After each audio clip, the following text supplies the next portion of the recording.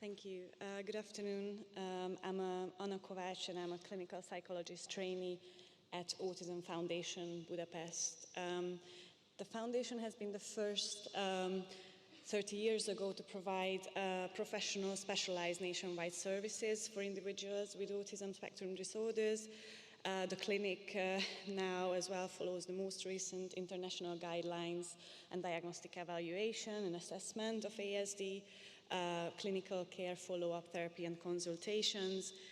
We use evidence-based methods in the diagnostic process with standardized tools, and we also work in a multidisciplinary team, which means we have child psychiatrists, developmental teachers, special education teachers, clinical psychologists. So this is a quick little data from 2000 until 2018 about the number of adult diagnostic cases that came to our clinic for examination. Some of them referred by other psychiatric outpatient clinics, hospitals, and some by their own wanting to be evaluated with regards to autism. So I'm going to present two female cases who have been first examined 20 years ago in their childhood. But their diagnosis was missed at our outpatient clinic for multiple reasons. And when they came back 20 years later in their adulthood, they had no recall of having been examined in childhood. So the first case is a 29-year-old female who lives with her mother, works as an administrator. She's having a great deal of anxiety with talking with people. She's not able to initiate face-to-face conversations with colleagues or strangers, and she was referred to our clinic by her most recent therapist due to having social communication difficulties since childhood. Her personal motivations for the examination in adulthood is that she felt like she was different. She just wanted to be like everybody else, despite all the therapy that she's been receiving throughout her adult years. So her psychiatric history of 20 years was that first she was examined at the age of 5 in a general child psychiatric clinic. She had difficulties with making peer relationships.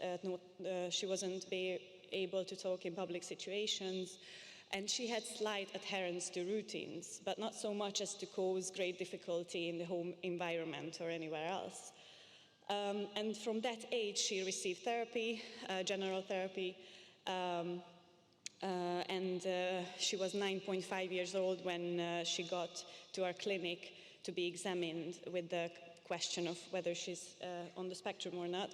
And she received selective mutism at our clinic because her symptoms revealed more of that profile, and we had great difficulty figuring out from various contexts how she was behaving and why she was behaving that way. So basically she received from then on therapy until the age of 30, and when she became an adult, she received various forms of diagnosis from various institutions, such as selective mutism, obsessional thoughts, severe depressive episode,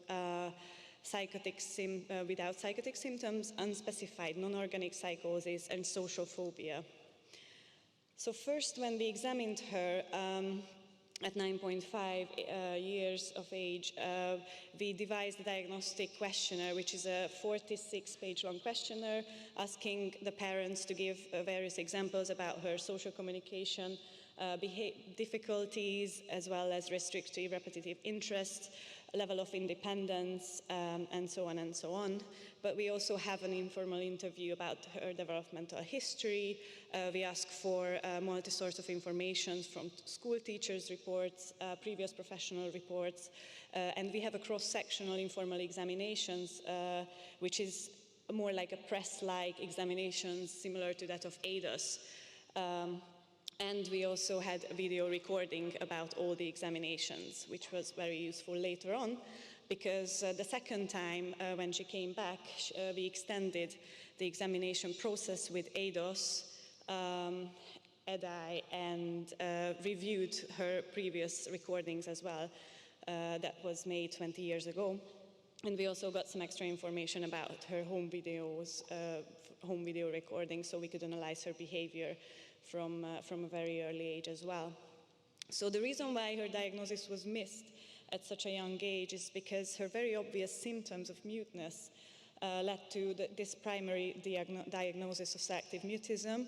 And this is in line of the previous findings, actually. Not much has been research about this topic so far, but what we can see from some articles is that the majority of people with selective mutism seem to be on the spectrum, seem to have autism spectrum as well. So there has been a tendency of misdiagnosis, especially with females with autism. Because of selective mutism, her core symptoms were less visible in the environment with peers. She seemed shy, but we could not really see any more behavior more specifically about whether it's a skills deficit or anxiety-related problem. So in the cross-sectional examination at 9:45, we had great difficulty as well. And also, her symptoms were very slight and revealed more of a female phenotype that we know now about autism. Back then, we did not know that much about females and autism spectrum.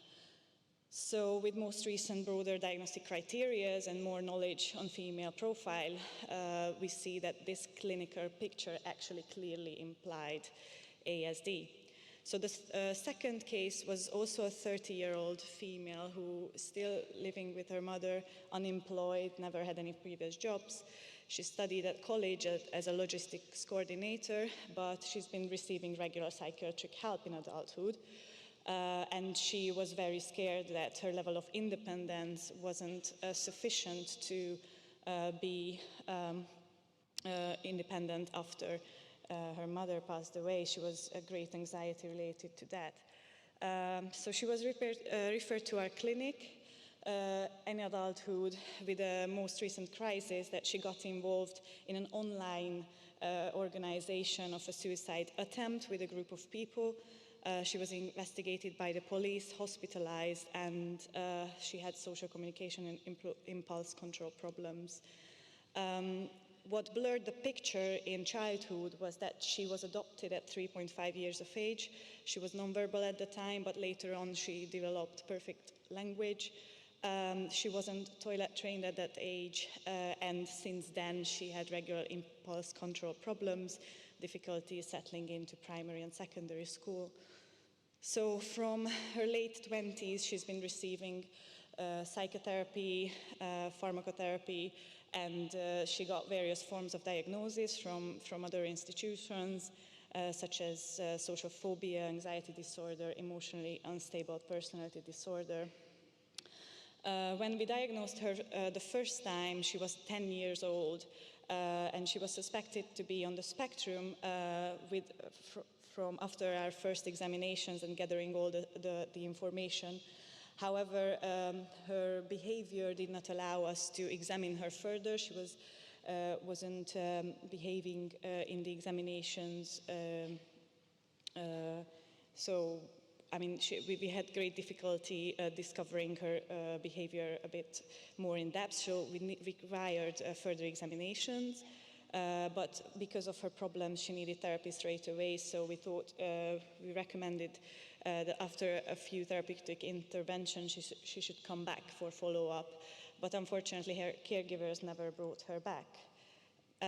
So 20 years later, when we examined her the second time at the age of 30, she reviewed her previous file,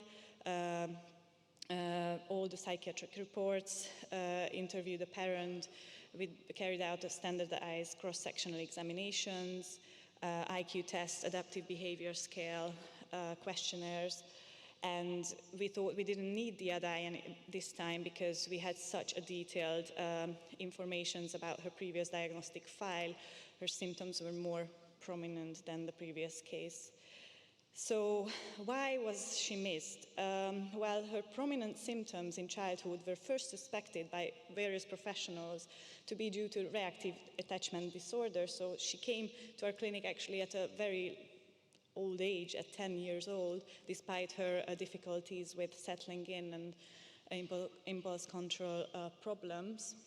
But we also thought that differential diagnosis was key. So we needed further examinations, but the caregivers unfortunately never brought her back.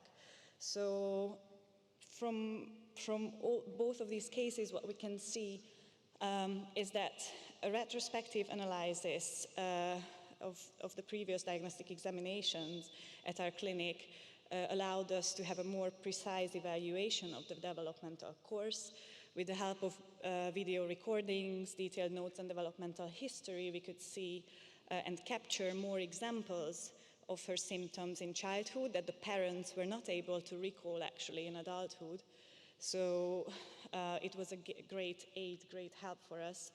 And it happens in adulthood a lot of the times when we have adult patients that it's very difficult to ask to get more examples from the developmental history about the behavior of the patients.